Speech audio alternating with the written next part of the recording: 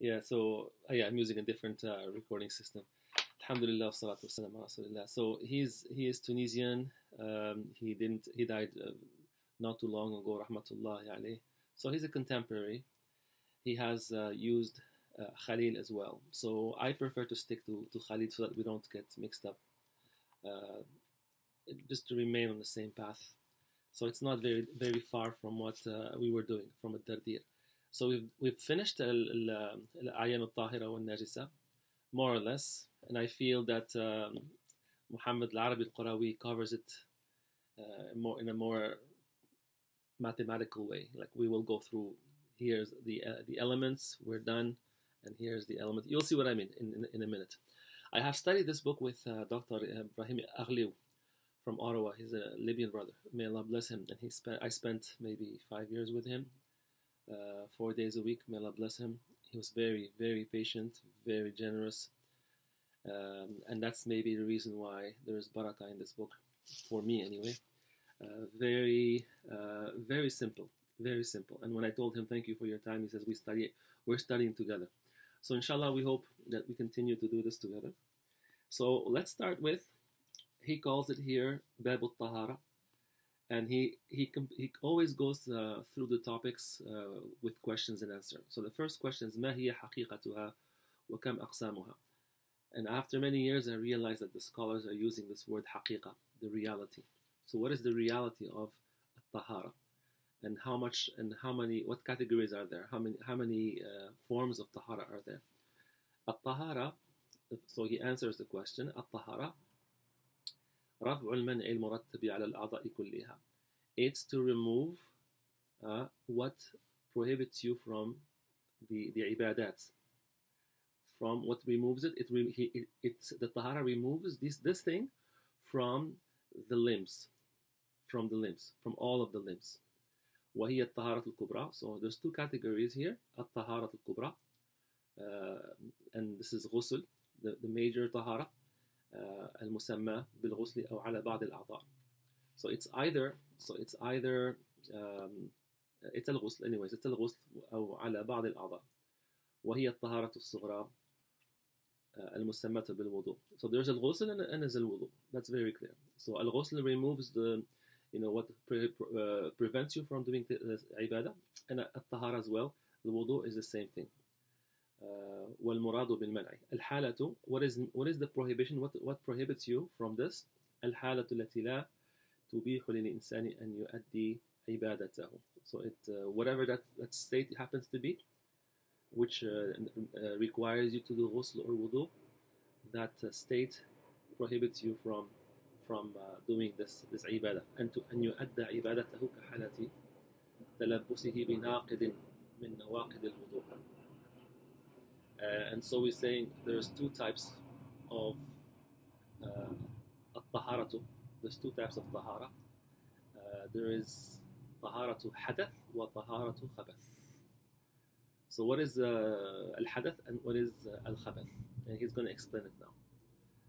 هو المنع المرتب على الأعضاء كلها. الحدث is when you it's the incidental ones. It's when you go to the washroom and you do whatever you do in the washroom, or whenever the spouses do with each other.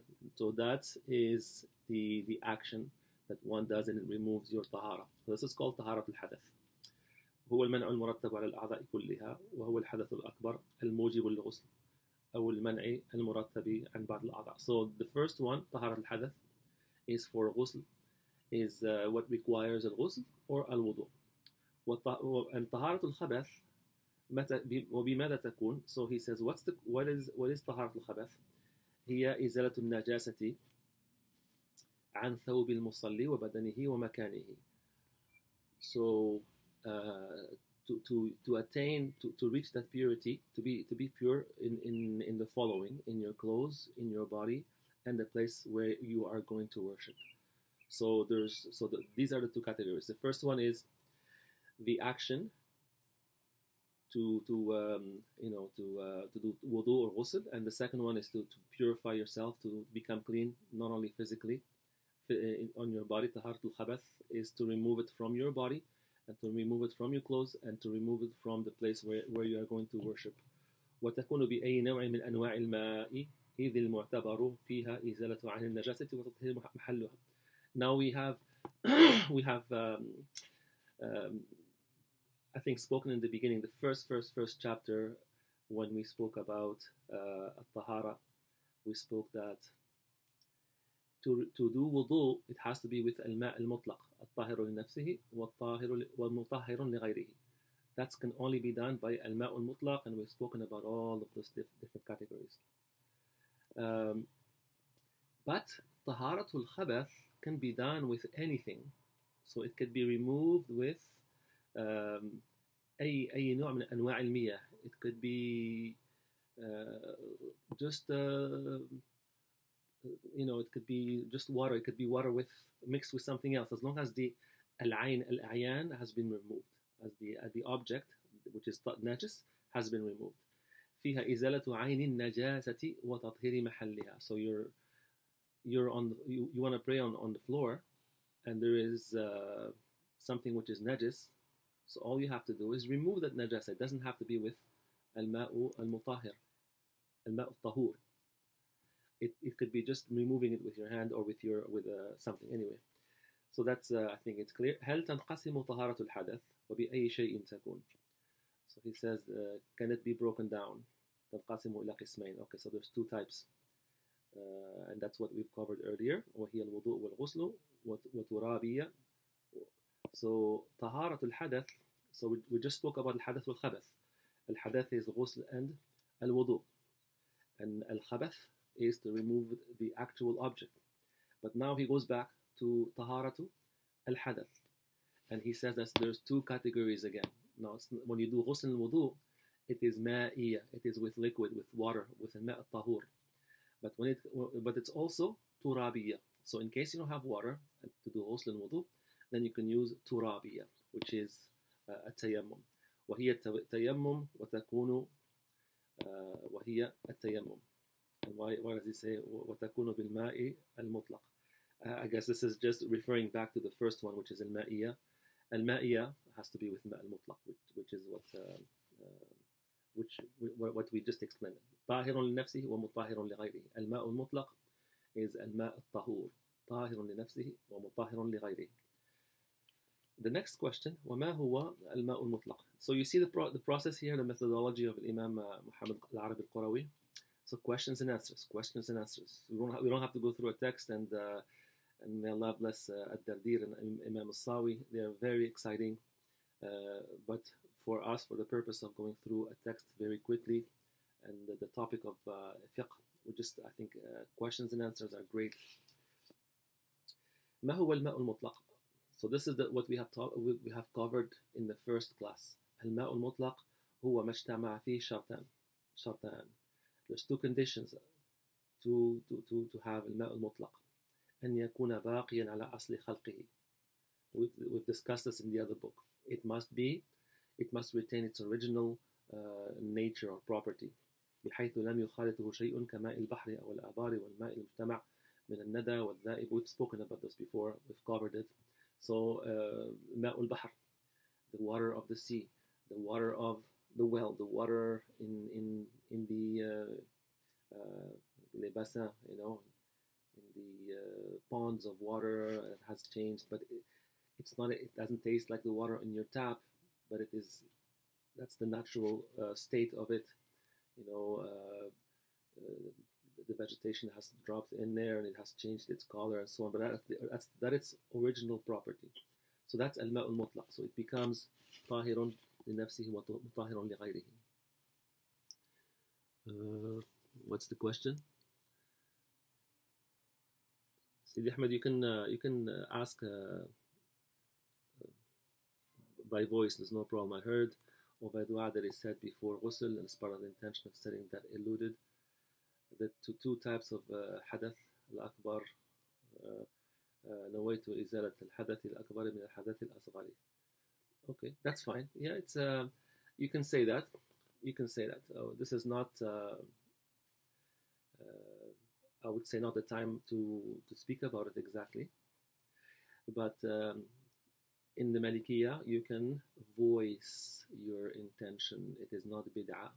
It is not bid'ah, and it's acceptable. But intentions are in the heart. محلها القلب. Okay. So بارك الله فيك. ما هو الماء المطلق? Okay, so we've done الماء المطلق. We've covered it before. We've quickly covered it just right now. وأن لا يتغير لونه ولا ريحه بشيء يفارقه في الغالب. So as long as it's not something which, as long as it's part of itself. Okay, so you have water from the sea. If it becomes red, you take it home and it becomes red, or it starts smelling like cheese or milk, then that has changed its natural state. So as long as the water is not changed in its color, smell, or taste, then it is ماء مطلق. Next question, ما هو حكم الماء المتغير? What is the ruling of the water that has changed? So you have water in the kitchen, okay, ماء مطلق. You poured it into a cup or into a bucket, and now it has changed. What's the ruling of that water? إن تغير الماء بنجس. Okay, and I think we've covered this as well. So he's going through it very quickly before going into the pillars of wudu, فرائض الوضوء. So it's a quick revision. إن تغير الماء بنجس فلا يستعمل للعادة ولا للعبادة كالدم والجيفة والخمر. So if it is mixed with najasa, like blood, a dead body, alcohol, you don't use it for فلا يستعمل للعادة ولا للعبادة. So it has been changed. It has been polluted, or what's the right word for that? So it has been tampered. Contaminated. Yes. So it has been changed, contaminated. We cannot use it for anything. لا للعادة ولا للعبادة. لا للعادة ولا للعبادة. So we cannot use it for wudu or ghusl, and we cannot use it for cooking or drinking, but we can use it. We've covered it. I think it's also covered in this book. We can use it for farming. You could just pour it on the field, and that's good. Okay. وإن تغير بطهر غير ملازم له. Okay, so what if it's something which is it is tahir, it's not najis, has been mixed with it, like salt, like milk, like rose water, anything like that, like oil? Then what happens? It says استعمل للعادة دون العبادة كاللبن والسمن والعسل. So it has been mixed with honey, ghee, milk, then we can use it for cooking, for drinking. Al-ada, which is not ibadah. Anything else, we cannot use it for ibadah, but anything else we can use. وإن تغير بطاهر ملازم له استعمل للعادة. وإن تغير بطاهر ملازم له استعمل للعادة كالمتغير بأجزاء الأرض كالمغرة والملح والكبريت والتراب يلقى فيه من أجزائها كالطفل والقصد. Okay, so this is if it's been changed. If it's been changed, استعمل للعادة كالمتغير بأجزاء الأرض. So this is also anything else. So anything else has contaminated it or changed it, or it went through a change. Then the same thing, it can only be used for العادة. الملح والكبريت والتراب وما فيه من أجزائها كالطفل ولو قصدا. وكالمتغير بطول مكث أو بما تولد فيه كالسمك والطحلب والتبن وورق الشجر. Okay, so this is questionable here, because this is not what we've covered with the tadbir. So if it's something which, like I said earlier, and I think this is where there is a difference of opinion.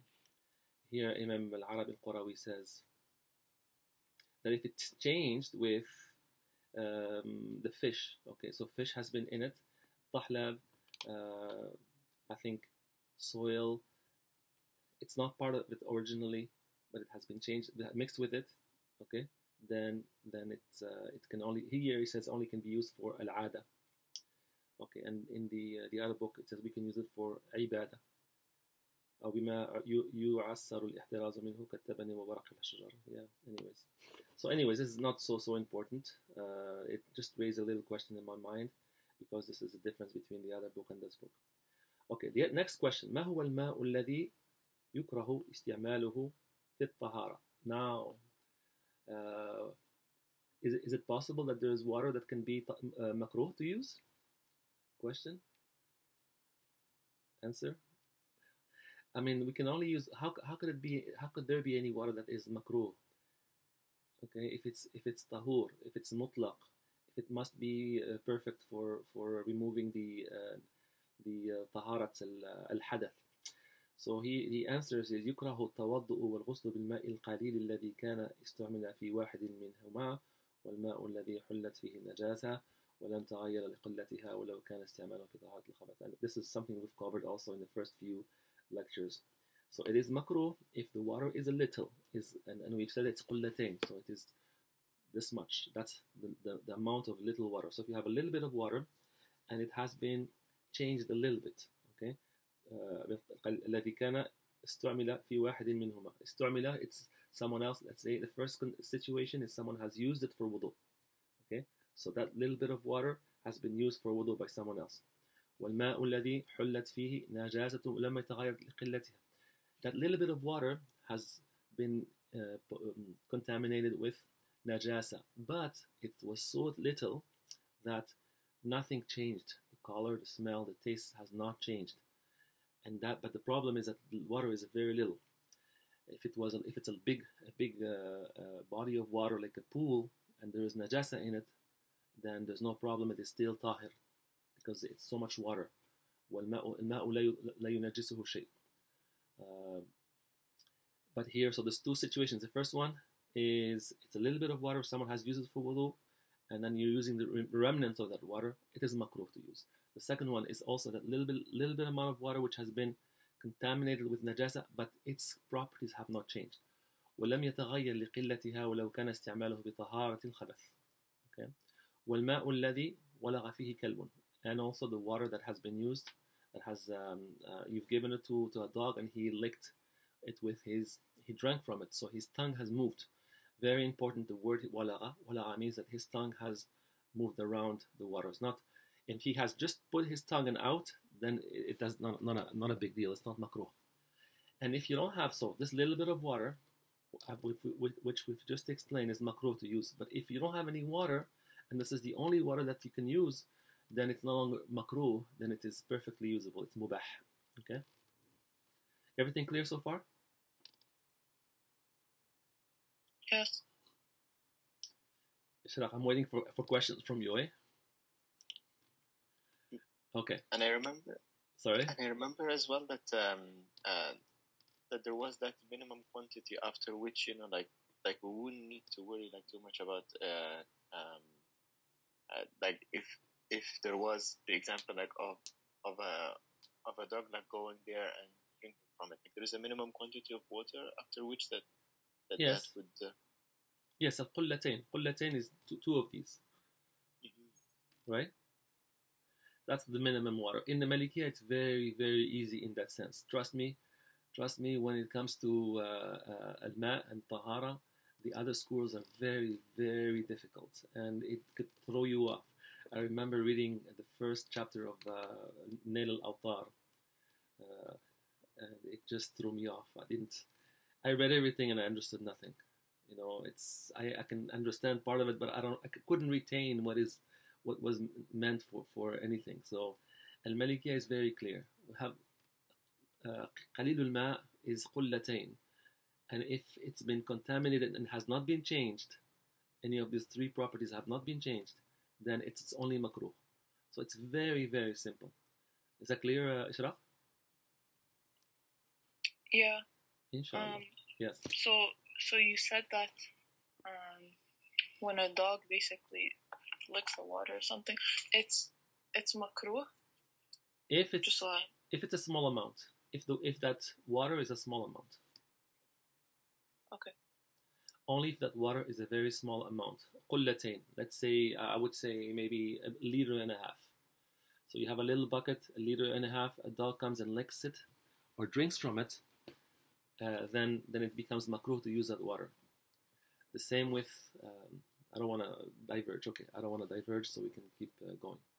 So what about you mentioned soil or fish? That's permissible, or like it's okay to use it, or is it makruh? According to Mohamed al-Qurawi, okay, and according to the madhab, the mashhur al-madhab with Khalil, it is good. It's only permissible to use for al-ada. Okay, that's what it says here. Al-ada. Al-ada means to drink or to cook with. Okay, anything else but al-ibada. إن تغير بطاهر ملازم له استعمل للعادة. Okay, and also وكلمة متغير بطول مكث أو بما تولد فيه كالسمك. Yeah, so that's a good question, because that's the part where I lost focus, because it was different from what we've read in the other book. Okay, is that okay? So you can let me off the hook on that one for now. Okay, the next question. Al-wudu'u wa fara'iduhu. That's good. Okay, so now we're moving into the things. So this is going really fast, alhamdulillah. Okay, so al-wudu, we want to speak about al-wudu and what are the pillars of al-wudu. So he asks the question. I should send you the picture. I don't want to take too much time. Bismillah ar-Rahman ar-Rahim. So here's the picture for this one, if you are going to follow through this. So the question is, كم هي فرائض الوضوء وما هي? How many pillars of wudu are there, and what are they? How many pillars? There's 7. النية والموالاة والدلك وغسل الوجه وغسل اليدين إلى المرفقين ومسح الرأس وغسل الرجلين. Okay, so there are 7. The intention. The first pillar is the intention. Most schools have that. Most schools. And niyya is the first one. Wal muwala. Al muwala is you cannot stop in between. At least it shouldn't be too long. And we will speak about how much is that length of time. What delku? A delk is to wipe with your hand over your body. Again, this is it's a pillar in the Malikiya. In some schools, it's just mustahab or sunnah. وغسل الوجه, to wash the face. وغسل اليدين إلى المرفقين. So اليدين here means this, the entire hand until your elbow. ومسح الرأس, and wiping the head. وغسل الرجلين, and the feet. So the intention, continuity, wiping with your hand, washing your face, washing your hand till your elbow. So when we speak about al-yadaini here, the hands mean, so in Arabic, the hand could be here to the, what's it called here? The wrist. The wrist, just this part here, and the other one until your elbow. Okay, but here it says that the pillar here is to go all the way to your include your elbow. ومسح الرأس, and to wipe the head. Okay. وغسل الرجلين, and to wash the feet. أين تكون النية وما الذي ينويه المتوضئ? Where is the niyyah? Where does it happen? Do you say it? Where is this happening? It says تكون عند ابتداء الوضوء بأن ينوي بقلبه واحدا من 3 أشياء. So what happens? Okay, we'll go back to this in a minute. So when is this niyyah? Aina is not just where, but when. Aina, the answer is تكون عند ابتداء الوضوء, at the beginning of wudu. And it happens in the heart. بأن ينوي بقلبه واحدا من 3 أشياء. And this is the only place where Imam al-Qurawi gets very detailed, and we're lucky because it's only three lines. 3 phrases. In the other books, it goes into depth. So the first one is رفع الحدث الأصغر. So we have two levels of hadath. Hadath, the big hadath and the small hadath. The big hadath is al-janaba, okay, or the woman's menstruation. So al-janaba is when the spouses have their intercourse. That's the al-hadath al-akbar. Al-hadath al-asghar is going to the washroom, okay. So raf'u, to make the intention. So we're talking about wudu, not ghusl. So to make the intention to remove al-hadath al-asghar. So it's the minor hadath. Second one, the second form of intention that can be any of these three. Okay, واحدا من ثلاث أشياء. So the second one is, or the other one, استباحة ما منعه الحدث, is to make permissible what that thing that you did had made prohibited. It's very very small differences there, but the fuqaha have made these distinctions. أو أداء فرض الوضوء, or the intention to do al-wudu. So they all sound the same anyways, so let's not spend too much time on it. The thing which I want to comment on very quickly is it says تكون عند ابتداء الوضوء. When you do the intention, okay, you do it in your heart, but you do it also at the beginning of wudu. That's only mustahab. Mustahab to do it right when you start, or just before you start, okay? Because it just keeps everything clear in your head. But what if you're sitting down, reading a book or watching YouTube, but you have the intention to do your wudu before praying? Okay, so that's at least so 15 minutes later you get up and you do your wudu, and you didn't think about making the intention while going to the washroom and pouring the water on your face and your hands and so on. That's also good. I mean, so the intention that you've made 15 minutes before, obviously it's for the wudu. So you went into the washroom and you did your wudu. That intention happened 15 minutes later, so it doesn't. It's the same, but it's mustahab to do it right at the moment of. Okay, so according to the Zoom, we have about 10 minutes. We've been on for I think about 20 minutes. And I have a small question like about that when it comes to the intention and the beginning of wudu. Like just as a clarification, because I saw there was like one of the scholars, like, when he was explaining wudu, he was saying even if a person like would lift their sleeves, for example. What? Like even if a person would go to make wudu and would lift their sleeve, yes. Like that would be an intention done through action. So like they would lift their sleeve before opening the tap. That's very nice. That's very nice. Yeah. Islam is very easy. Ash-shara is very easy. The fuqaha become a little bit sometimes I call it mathematical. They're very meticulous, because it's a science. But what you're saying is absolutely correct. So yeah, go ahead. And would that also apply, like if the wudu starts without saying Bismillah, then that would not be valid for it? No. Bismillah is not. If we just covered the pillars. Mm-hmm. Does Bismillah in these pillars? Bismillah is not a pillar. I see. Okay. Okay, we will speak about the mustahabbat, mandubat, and so on. Okay, we will speak about that. So it doesn't matter if you say Bismillah or not. Bismillah is not a pillar. So the intention, continuity, ad-dalk, to wipe over with your hand, to wash your face, to wash your hands to the elbows, and wiping the head, and washing the feet. And then next question, هل يضر ذهاب النية بعد إحضارها? That's what we've been discussing just now. Does it hurt? Does it bother? Does it affect your wudu if your intention had, not disappeared, but wasn't there anymore? You were busy. You made the intention, but you became busy and you forgot.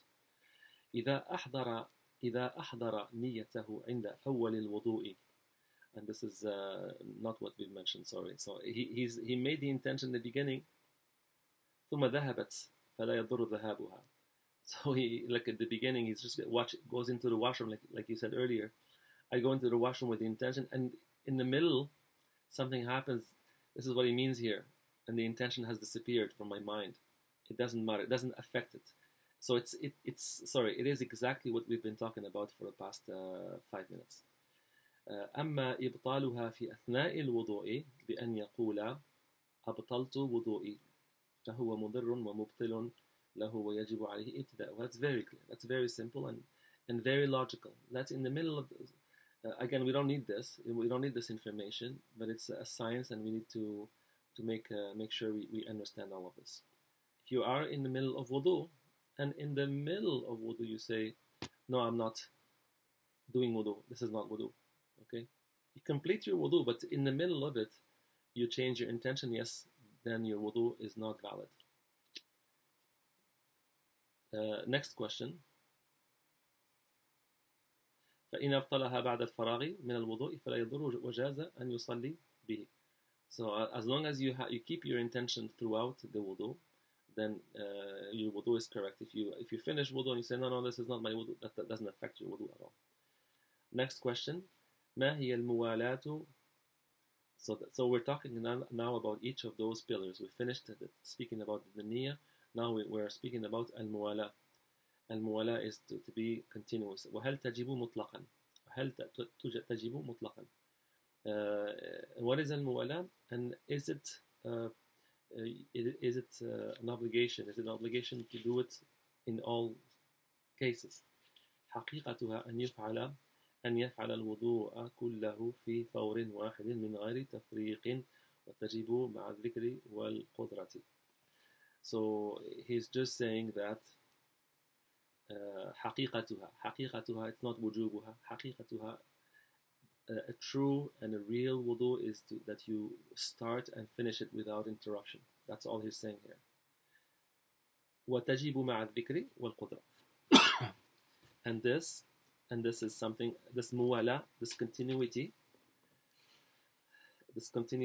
is wajib مع الذكر والقدرة, if you're able to do it and you're conscientious about it.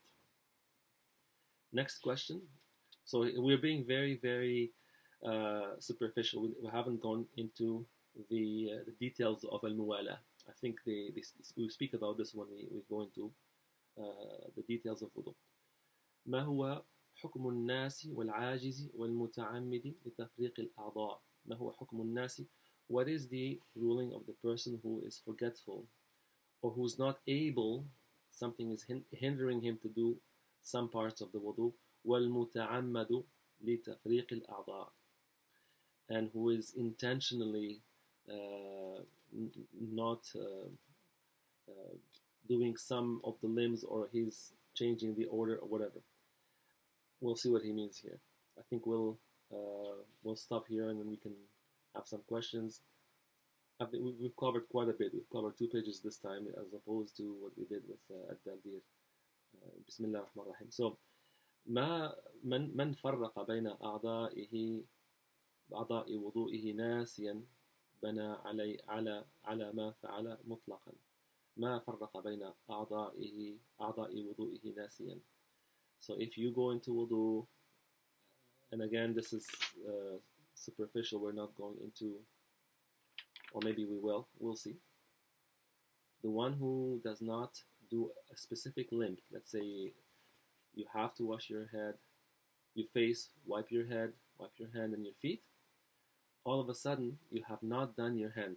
You finish your wudu and you have not done your hand. What's the ruling here?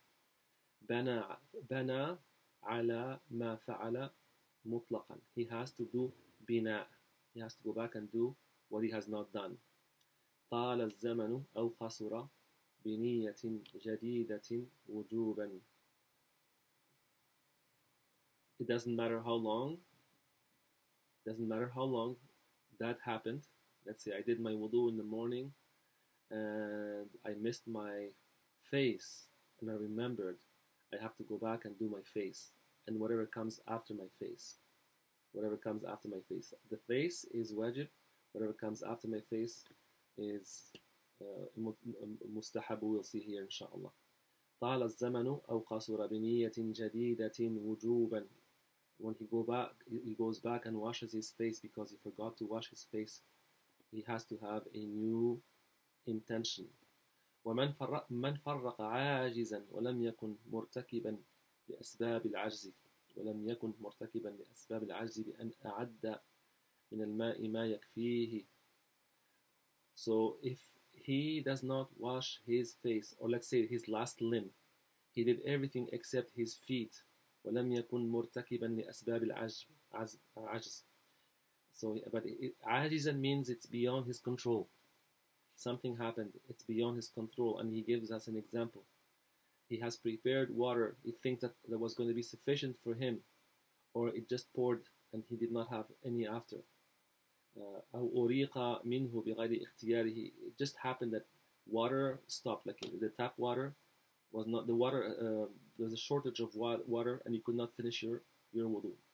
أو أكره على التفريق أو قام به مانع لم يقدر معه على كمال وضوئه فحكمه حكم الناس فيبني على ما فعل مطلقا من دون تجديد نية. In this case, it's this also يبني. It's bina. He has to complete that wudu. He has to wash his feet. But in this case, he does not renew his intention. Clear?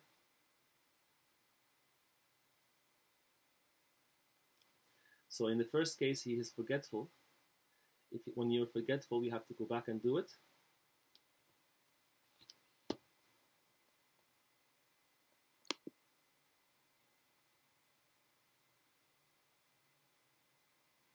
We're just getting back online for those who are watching the recording. We're coming back online because we have been interrupted by Zoom. Bismillah ar-Rahman ar-Rahim. La hawla wa la quwwata illa billah. Allah yabarak fikum. Jazakumullah khair.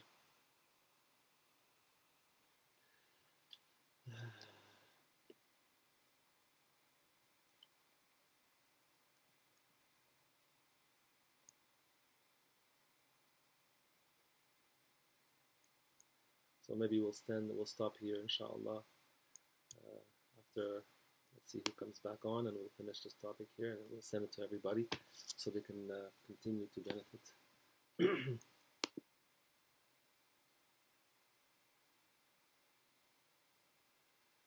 Jazakumullah khair, barakallah fikum. So, was that clear? That the last point that we've made, that if someone has been could not finish his wudu out of it, which was beyond his control, then he just comes back and he does his intention. He completes his wudu without renewing his intention. So we'll stop here. Barakallahu fikum. I'll stop right here on the recording.